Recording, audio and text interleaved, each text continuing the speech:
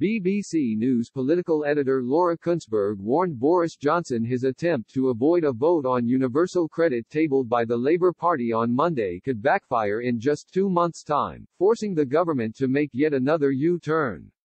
Boris Johnson will come under intense pressure to extend the £20 a week uplift to universal credit when Labour forces a Commons vote on the planned cut today, Monday.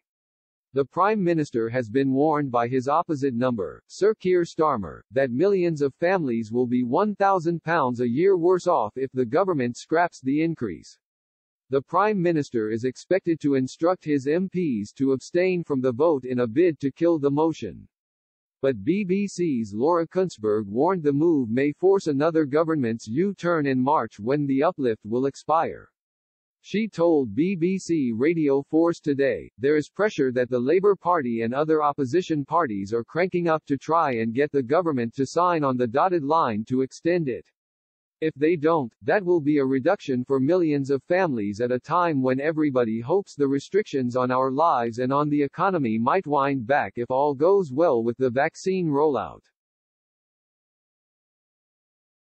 But a hangover, the economy will still be around at that point, so there's pressure on the government to go on even though they absolutely don't want to. And the government is worried enough about today's results that they're telling their MPs to abstain because they are not confident of avoiding a defeat if they don't. She added, if it was just an opposition day debate, then it could easily be dismissed by the government side as students' politics saying they're just messing around, they just want to have their day. The fact is the government knows that if its own MPs were involved, there might be some of them voting with the opposition, potentially even enough to defeat them. So in ordering their MPs to stay out of it, they're trying to avoid that embarrassment, but that doesn't make this issue disappear. Boris Johnson is facing calls to extend the uplift from Tory MPs as the Northern Research Group (NRG) said ending it now would be devastating.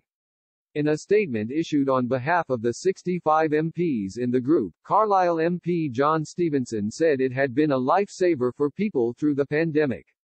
The statement added, that is why the NRG are once again calling on the Chancellor to extend the universal credit uplift until restrictions are lifted, to ensure that individuals and families who have been worst affected by this pandemic are supported through our recovery with the security they need.